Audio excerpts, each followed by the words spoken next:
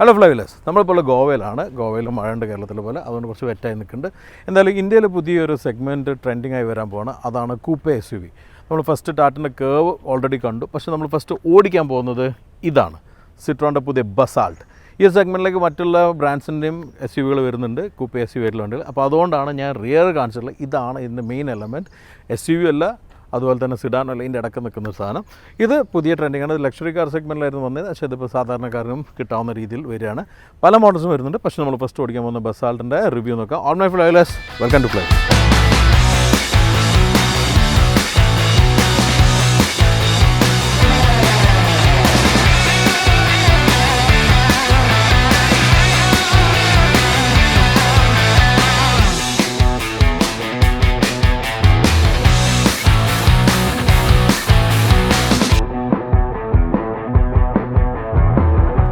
So coupe SUVകൾ നമ്മൾ കണ്ടു തുടങ്ങിയത് BMW X6 ഇറങ്ങിയോട് കൂടിയിട്ടാണ്. പിന്നെ അത് ലക്ഷറി സെഗ്മെൻറ്റിൽ വലിയൊരു പ്രോമിനൻറ്റ് സെഗ്മെൻറ്റായിട്ട് മാറി. ഒരുവിധം എല്ലാ ബ്രാൻഡും കൊണ്ടുവന്നു. ഇപ്പോൾ അതാ സാധാരണക്കാര സെഗ്മെൻറ്റിലേക്ക് വന്നിരിക്കുകയാണ്. എന്തായാലും സിട്രോണിൻ്റെ ഈ ഒരു ബസാൾട്ട് നമുക്ക് ബേസ് ചെയ്തിട്ടുള്ള എന്തായാലും നമുക്ക് അറിയാവുന്ന ഒരു പ്ലാറ്റ്ഫോമാണ്. C3 ക്രോസ് ഓവറെല്ലാം വന്നിരിക്കുന്ന പ്ലാറ്റ്ഫോമിലാണ്. പക്ഷേ അതിൻ്റെതായിട്ടുള്ള ഒരു ഐഡൻറ്റിറ്റി ഇവർക്ക് കൊടുക്കാൻ ബസാൾട്ടിന് സാധിച്ചിട്ടുണ്ട്. ഫ്രണ്ട് എടുത്ത് നോക്കിയാൽ സിട്രോണിൻ്റെ ഒരു ഡിസൈൻ ഐഡൻറ്റിറ്റി കീപ്പ് ചെയ്തിട്ടുണ്ട്. ഈ ഒരു സിട്രോൺ ലോഗോയിൽ നിന്ന് വന്നിട്ടുള്ള ലൈൻസാണ്. ഈ ഒരു എക്സ് ട്രീറ്റ്മെൻറ്റിലുള്ള DRL വന്നിട്ടുണ്ട്. ഇവിടെ നമുക്ക് കാണാം ബ്ലോക്കായി നിൽക്കുന്നുള്ള എലമെൻറ്റ്സ് കാണാം. ചെറിയൊരു തൊണ്ടക്കുള്ള പ്രശ്നമുണ്ട് കേട്ടോ, അപ്പോൾ സൗണ്ട് ഇടയ്ക്ക് ഡോ ഉണ്ട്. അപ്പോൾ ഈ ഒരു എലമെൻറ്റ്സ് എല്ലാം തന്നെ സിട്രോണിൻ്റെ ഒരു എലമെൻറ്റാണ്. ഇത് മറ്റുള്ള കളേഴ്സിൽ ഈ ഒരു silver portion brushed aluminium feel കൊടുത്തിരിക്കുന്നതെല്ലാം തന്നെ കുറച്ചുകൂടി എടുത്ത് നിൽക്കുന്ന രീതിയിലുള്ള. പക്ഷെ എനിക്ക് വൈറ്റ് എന്തോ നല്ല ഇഷ്ടപ്പെട്ടിട്ടുണ്ട്. വൈറ്റ് നല്ല മാച്ചായി നിൽക്കുന്നുണ്ട്. സൈഡിലേക്ക് വരുമ്പോൾ തന്നെ ഒരു മാസ്കുലിൻ ഫീൽ കിട്ടുന്ന രീതിയിലുള്ള ഒരു ക്ലപ്റ്റിംഗ് ഉണ്ട്. ഇവിടെ ഒരു കട്ടിങ് വന്നതും ഈ ഒരു വീലാച്ചിൻ്റെ എല്ലാം പ്രോമിനൻസി നല്ല ഒരു മാസ്കുലിൻ ഫീൽ ലഭിക്കുന്നുണ്ട്. അത് നമുക്ക് ഹുഡിലും കാണാം. ചിലപ്പോൾ ഈ വൈറ്റിൽ ചിലപ്പോൾ നമുക്ക് ആ ഡിഫറൻസ് മനസ്സിലാവുന്നുണ്ടാവില്ല, പക്ഷേ ശരിക്കും ആ ഫീൽ ഉണ്ട്. വീലാർച്ചിലും തന്നെ സ്ക്വയറിഷ് ഫീൽ കൊടുത്തൊരു SUV ക്യാരക്ടർ ഉള്ളത്. വീലിൻ്റെ ഒരു ഡിസൈനും നന്നായിട്ടുണ്ട്. ആ ഒരു ബ്ലോക്കായി നിൽക്കുന്ന എലമെൻറ്റ് ഇതിൽ വന്നിരിക്കുന്ന 16 ഇഞ്ചിൻ്റെ വീലാണ്. പക്ഷേ ഈ ഇത്രയും മാസ് സൈസിന് കുറച്ചുകൂടി വലിയ വീലാവുമായിരുന്നു എന്നുള്ള ഫീലിംഗ് ഉണ്ട്. നമുക്ക് വേണമെങ്കിൽ ആഫ്റ്റർ മാർക്കറ്റ് RTO ഇഷ്യൂ ഒന്നും ഇല്ലാത്ത രീതിയിലുള്ള വീൽ വേണമെങ്കിൽ അപ്ഗ്രേഡ് ചെയ്യാം. വീതി ഉണ്ടായിരുന്നെങ്കിൽ ബെറ്റർ ആയിരുന്നു. ഈ ഒരു വൈറ്റിൽ ബ്ലാക്ക് ആയിട്ടുള്ള ഒരു ഗ്രീൻ ഹൗസ് കൊടുത്ത് അട്രാക്റ്റീവാണ്. ശരിക്കും ആ ഒരു A പില്ലർ ടു B പില്ലറിൻ്റെ വരെ സ്ട്രൈറ്റ് ആയി നിൽക്കുന്നുണ്ട്. പിന്നെ അവിടെ നിന്ന് ഇങ്ങനെ ഡ്രോപ്പ് ചെയ്ത് വരുന്ന റൂഫ് ലൈനാണ്. ഇവിടെ അത് നമുക്ക് ശരിക്കും കാണാം. ഈ ഒരു C പില്ലറിൽ വന്നിരിക്കുന്ന എലമെൻറ്റ് ആ കൂപ്പേ ലൈക്ക് ഫീലെല്ലാം തന്നെ അട്രാക്റ്റീവാണ്. കൂപ്പേ ലൈക്ക് ആണെങ്കിലും ഉള്ളിലൊന്നും കോംപ്രമൈസ് ആയ രീതിയിലുള്ള ഹൈറ്റ് കൊടുത്തിട്ടുണ്ട്. അതിന് ഇൻറ്റീരിയർ എന്ന് പറയാം. ഇവിടെ ബ്ലോക്കായി നിൽക്കുന്ന ഒരു ഡൈനാമിക് ലൈനിൻ്റെ ആ ഒരു പോർഷനും ഈ ഒരു സ്കേർട്ടിങ്സ് എല്ലാം അട്രാക്റ്റീവാണ്. താഴെയുള്ള സ്കേർട്ടിങ്ങും നന്നായിട്ടുണ്ട്. റിയറിലേക്ക് വരുമ്പോഴും ഒരു പ്രോമിനൻ്റ് നിൽക്കുന്ന ഒരു ലൈൻസാണിത്. ശരിക്കും ഒരു ബോൾഡ് ഫീലുണ്ട്. ഈ ഒരു ടെയിൽ ലൈറ്റ് എലമെൻറ്റ് ബോൾഡായി നിൽക്കുന്നതെല്ലാം തന്നെ നമ്മൾ ഒരു സിട്രോണിൻ്റെ ഒരു എലമെൻറ്റ് ഡിസൈൻ എലമെൻറ്റായിട്ട് കാണണം. Citroen is very strong in the design globally. അപ്പോൾ ആ ഒരു എലമെൻറ്റ്സ് ഇവിടെ കാണാം. റിയറിലേക്ക് വരുമ്പോൾ ഞാൻ പറഞ്ഞ പോലെ ആ ഒരു കൂപ്പേ ലൈക്ക് ഫീൽ അതാണ് ഇതിൻ്റെ മെയിൻ അട്രാക്ഷൻ. സ്ലോപ്പ് അയക്കുന്ന റൂഫാണ്. ഇത് റിയറിലേക്ക് വന്നപ്പോഴും എനിക്ക് സിട്രോണിൻ്റെ എലമെൻറ്റ്സും ബസാൾട്ട് എന്നുള്ള ലോഗോ നമുക്ക് കാണാം. നമുക്ക് ഓപ്പൺ ചെയ്ത് കഴിഞ്ഞാൽ ഒരു ശരിക്കും നോച്ച് ബാക്ക് ഫീൽ.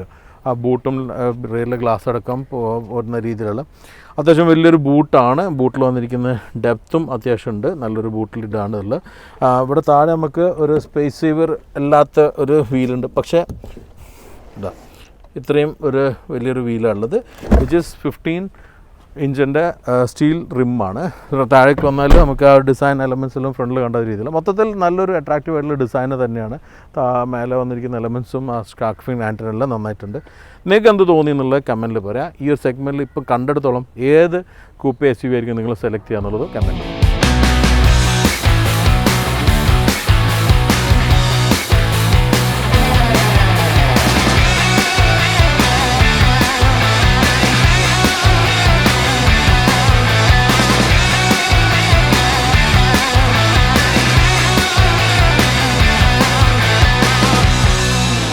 ഒരു സിട്രോൺ ബസാൾട്ടിൻ്റെ ഇൻറ്റീരിയർ കാണുമ്പോൾ തന്നെ നമുക്ക് അൺമിസ്റ്റേക്കബിളി സിട്രോണാന്ന് ഫീൽ ചെയ്യും. കാരണം സിട്രോണിൻ്റെ നമ്മൾ കണ്ട് പരിചയിച്ച എല്ലാ എലമെൻസും ഇവിടെ കാണാം.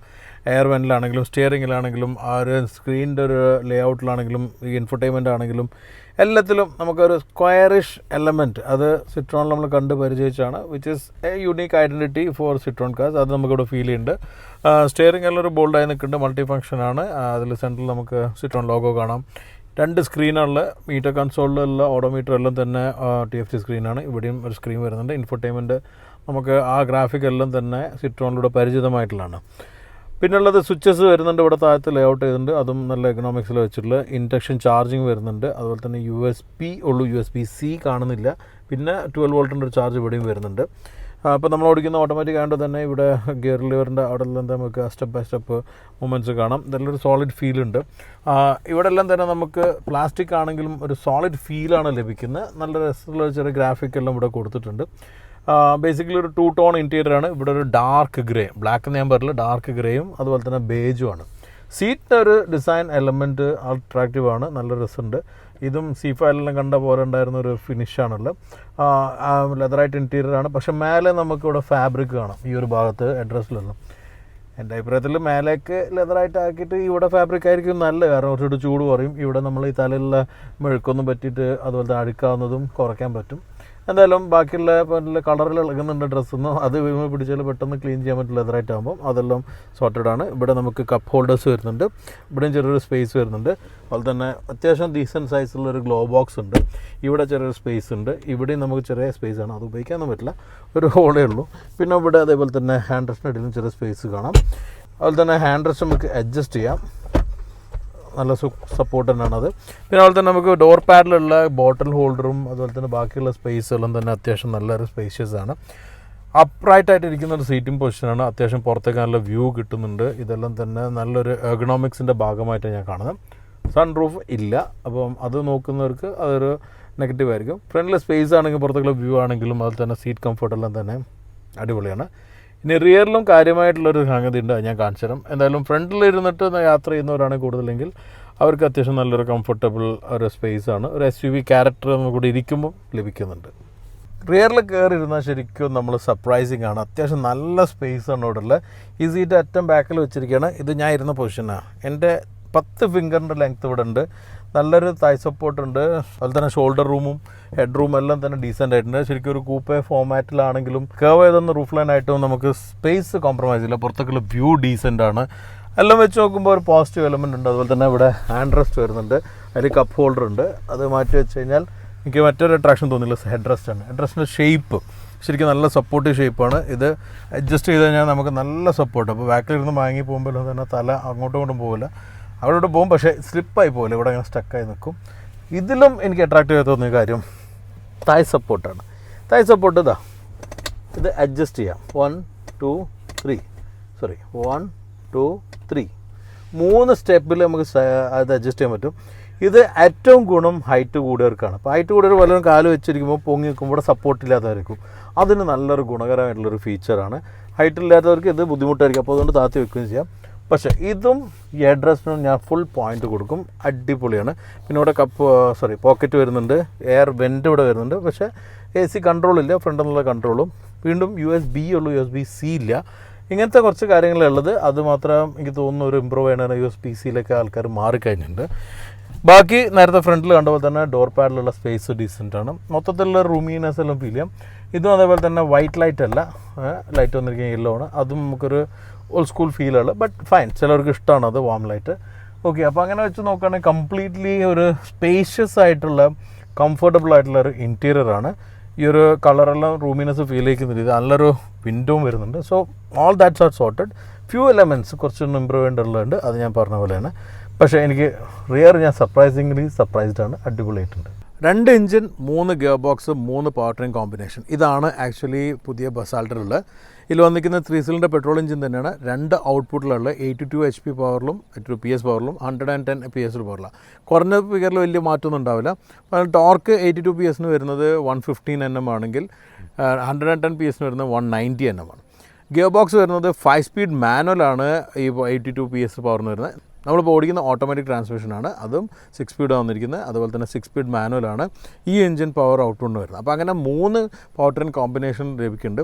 എല്ലാം തന്നെ അവർ ക്ലെയിം ചെയ്യുന്ന 18.5 19 കിലോമീറ്ററിലാണ് മൈലേജ് വരുന്നത്. അപ്പോൾ നമുക്ക് ഓടിക്കുമ്പോൾ ഒരുപാടൊന്നും ചെക്ക് ചെയ്യാൻ പറ്റില്ല. നമ്മളിപ്പോൾ ഓടിച്ചെല്ലാം തന്നെ ചെറിയ റോഡുകളിലാണ്. കുറച്ചുകൂടി ഞാൻ ഡ്രൈവിൽ എൻ്റെ എക്സ്പീരിയൻസിൽ എത്ര ഫ്യൂൽ എഫിഷ്യൻസി കിട്ടിയെന്ന് വരാം. എന്തായാലും 3 കോമ്പിനേഷനിൽ നമുക്ക് ബസാൾട്ട് അവൈലബിൾ.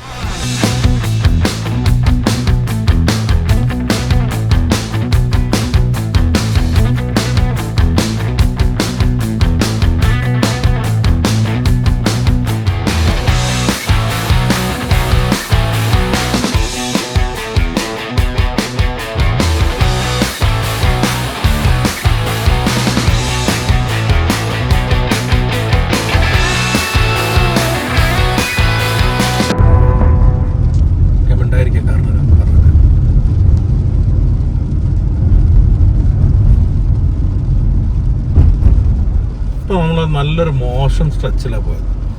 ഈ ഒരു അമ്പും കൂടെ ചാടുന്നുണ്ട്.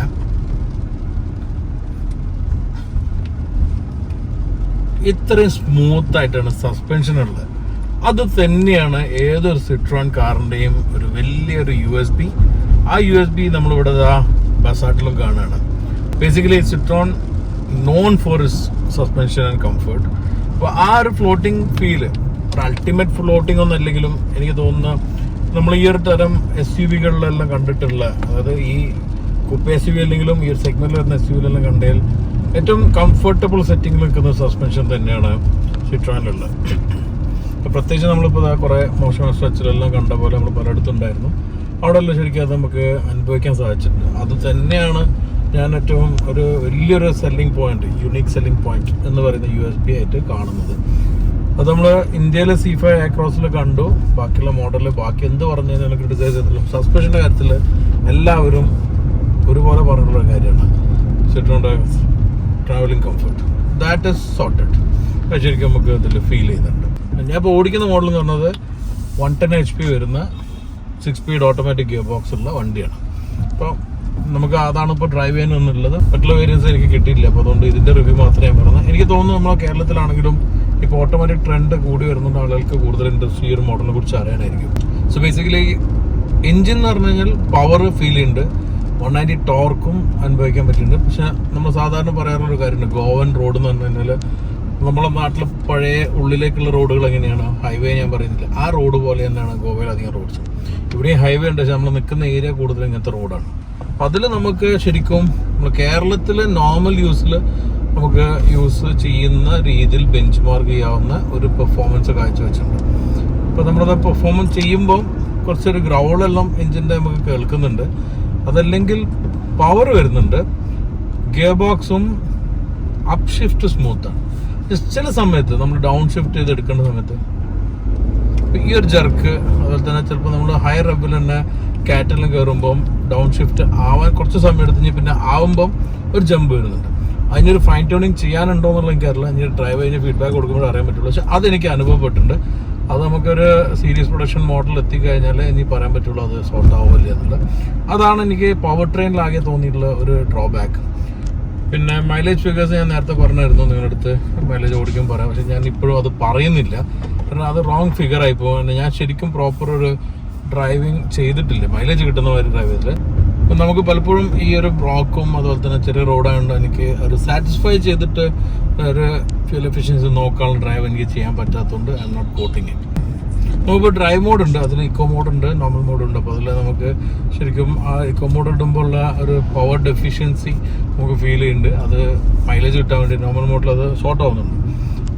പക്ഷെ എനിക്ക് തോന്നിയില്ല നമ്മളൊരു ഹൈ പെർഫോമൻസ് എന്ന് എക്സ്പെക്ട് ചെയ്യുന്നുണ്ടെങ്കിൽ അതല്ല ഇതിൽ മീൻ ചെയ്യുന്നതെന്നുള്ളതാണ് എനിക്ക് തോന്നിയിട്ടുള്ളത്. പിന്നുള്ള കാര്യം ഡ്രൈവിൽ ഞാൻ തുടക്കത്തിൽ പറഞ്ഞ പോലെ തന്നെ കംഫർട്ടാണ്. Comfort not just in suspension, ഈ ഇരിക്കുന്ന പൊസിഷൻ ആണെങ്കിലും സീറ്റ് ആണെങ്കിലും നേരത്തെ നമ്മൾ കാണിച്ച ബാക്ക് സീറ്റ് ആണെങ്കിലും എല്ലാം തന്നെ വളരെ കംഫർട്ടബിൾ ആണ്.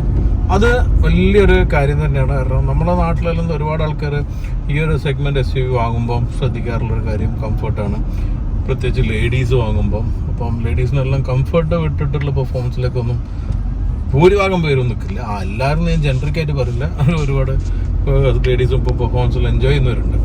സ്റ്റിയറിംഗ് എല്ലാം അതിന് നല്ലതാണ്, സോഫ്റ്റാണ്. നമുക്ക് സ്റ്റിയറിംഗ് ടേണിംഗ് റേഡിയസ് എല്ലാം തന്നെ ജനറലി നല്ലൊരു ഫീലാണ് കിട്ടിയില്ലായിരുന്നു നമുക്ക്. ഇപ്പം ഈ പറഞ്ഞ ഗോവ റോഡിൽ ഓടിക്കുമ്പോൾ ശരിക്കും ബെഞ്ച് മാർക്ക് ചെയ്യാൻ പറ്റും നമ്മുടെ നാട്ടിലെ റോഡ് പോലെ ആയതുകൊണ്ട് നമ്മളെ നാട്ടിലേക്ക് സൂട്ടബിളാണ്. പിന്നെ ഈ ഒരു സീറ്റിംഗ് പൊസിഷനും ഡ്രൈവ് ചെയ്യുമ്പോഴും നല്ലതാണ്. കുറച്ച് ഹൈറ്റ് ആയിട്ട് ഇരിക്കുന്ന ഒരു ഫീല്, പുറത്തേക്ക് നല്ല വ്യൂ കിട്ടുന്നുണ്ട്. അതെല്ലാം നല്ല രീതിയിൽ തന്നെ സോർട്ട് ചെയ്തിട്ടുണ്ട്. AC നല്ല എഫക്റ്റീവാണ്. പിന്നെ ഞാൻ പറഞ്ഞ പോലെ തന്നെ ചില ഫീച്ചേഴ്സ് മിസ്സിംഗ് ആണ്. അത് ഇന്നത്തെ പല ഫീച്ചർ റിച്ച് ആയിട്ടുള്ള വണ്ടിയിലുള്ള ഫീച്ചേഴ്സാണ്. ഇപ്പം സീറ്റ് കൂളിങ്ങും അതേപോലെ തന്നെയുള്ള ചില ഫീച്ചേഴ്സ്. പക്ഷേ എനിക്ക് മിസ്സായി നിൽക്കുന്ന ഒരു മേജർ ഫീച്ചർ വേണം തോന്നിയിട്ടുള്ളത്, നമ്മൾ അൺലോക്ക് ചെയ്യാൻ ഇവിടെ ലോക്കിൽ തന്നെ പോകണം. ഇപ്പോൾ പല വണ്ടികൾക്കും ബട്ടൺസ് ഉണ്ട്. ഈ ബട്ടൺ ഇല്ലാത്തത് നമുക്കൊരു മിസ്സിങ് ആയിട്ട് തോന്നുകയാണ്. പെട്ടെന്നെല്ലാം നമ്മൾ ഷൂട്ട് ചെയ്ത് നിൽക്കുമ്പോൾ മഴ ചെയ്യുമ്പോൾ നാജസ് ഓടി വരുമ്പോൾ അൺലോക്ക് ചെയ്യുമ്പോൾ പിന്നെ നമ്മൾ ബട്ടൺ തപ്പ് ചെയ്ത് സമയം പോകുന്നു, പിന്നെ അത് അൺലോക്ക് ആകുമ്പോൾ ശീലമാവേണ്ടി വരും. അല്ലെങ്കിൽ എനിക്ക് തോന്നിയിട്ടുള്ളത് ആ ഒരു ബട്ടൺ ഉണ്ടാകുന്നത് നല്ലതായിരുന്നു. പിന്നെ സ്റ്റോപ്പ് ആൻഡ് ഗോ ഉണ്ട്, അപ്പോൾ അത് നമുക്ക് സ്വിച്ച് ഓഫ് ചെയ്ത് വയ്ക്കാം. പിന്നെ ഇൻഫോർടൈൻമെൻ്റ് എല്ലാം വൃത്തിയിൽ തന്നെയാണ് ലേ ഔട്ടുള്ള. അതിൻ്റെ ഒരു ഗ്രാഫിക് എല്ലാം നമ്മൾ C5 മുതൽ കണ്ടാണ്. റിവേഴ്സ് ക്യാമറ എല്ലാം ഡീസൻറ്റ് ക്വാളിറ്റി ഉണ്ട്. Not the best. അങ്ങനെയുള്ള ഒരു ഫീലാണ് എനിക്കുള്ളത്. എന്തായാലും ഇന്നിപ്പം ഓരോ വണ്ടിയിലും 2 മീഡിയ ഇരുന്നുണ്ടായത്. നമ്മളെ കൂടെ ഉണ്ടായിരുന്ന മീഡിയക്ക് 2-3 ലാംഗ്വേജ് ചെയ്യാനുണ്ടായിരുന്ന മീഡിയ. അതുകൊണ്ട് നമുക്ക് വണ്ടി കിട്ടാൻ കുറച്ച് ലേറ്റായി. അപ്പോൾ നമുക്ക് ഏകദേശം ഒരു 2 hours ഡ്രൈവ് ആണിപ്പോൾ എനിക്ക് കിട്ടിയിട്ടില്ല. അതിലുള്ള എക്സ്പീരിയൻസാണ് ഞാൻ ഇപ്പോൾ ഷെയർ ചെയ്തിട്ടുള്ളത്. എന്തായാലും ഇതിൻ്റെ പ്രൈസിങ്ങും അതുപോലെ തന്നെ മാർക്കറ്റിൽ സിട്രോൺ എന്ന ബ്രാൻഡിൻ്റെ ആക്സെപ്റ്റൻസും പോലെ ഉണ്ടാവും ഇതിൻ്റെ സക്സസ്. എനിക്ക് എന്തുകൊണ്ടറിയില്ല, സിട്രോൺ പൊതുവേ മാനുഫാക്ചറിങ് നമ്പേഴ്സ് കുറവാണ്. പിന്നെ അവരും ഈ പറഞ്ഞ പോലെ കോർപ്പറേറ്റ് സെയിലിൽ അത്യാവശ്യം നടത്തിയുണ്ട്, അവർക്ക് വേണ്ട സെയിലെല്ലാം കിട്ടിയിട്ടുണ്ട്. പക്ഷേ ജനങ്ങളിലേക്ക് ഒന്നും കൂടെ എത്താനുണ്ടെന്ന് എനിക്ക് തോന്നുന്നു. അതിന് ഈ ഒരു കാർ ബസാട്ട് ചിലപ്പോൾ നല്ലൊരു ഓപ്ഷനായിരിക്കും.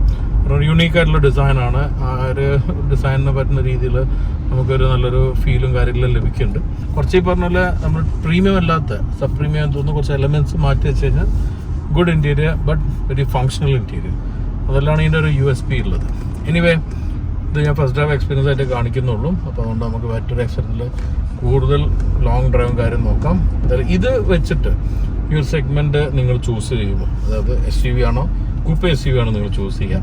പക്ഷെ ഒരു ലൈഫ് സ്റ്റൈൽ എലമെൻ്റ് ആണ് കൂപ്പ SUV എന്ന് പറയുന്നത്. അപ്പോൾ അതാണോ, ഇനിയിപ്പം ടാറ്റ കേവ് വരാനുണ്ട്, അതിന് ശേഷം മഹീന്ദ്ര MG ഇവരെല്ലാം വരുന്നുണ്ട്. അപ്പോൾ അതിനുവേണ്ടി നിങ്ങളെല്ലാം വെയിറ്റ് ചെയ്യുന്നുണ്ടോ, അതോ ഹാൻഡ്സ് ഡൗൺ ബസാട്ടനാണ് പോവുക? ഇതിനെല്ലാം നിങ്ങൾ കമൻറ്റിൽ റിപ്ലൈ തരണം. നമുക്ക് ഏതായാലും അടുത്തവണ ഉടനെ തന്നെ മറ്റൊരു കൂപ്പ SUV കൂടെ ആയിട്ട് കാണാം. അതുവരെ സ്റ്റേ സേഫ് ആൻഡ് എൻജോയ്.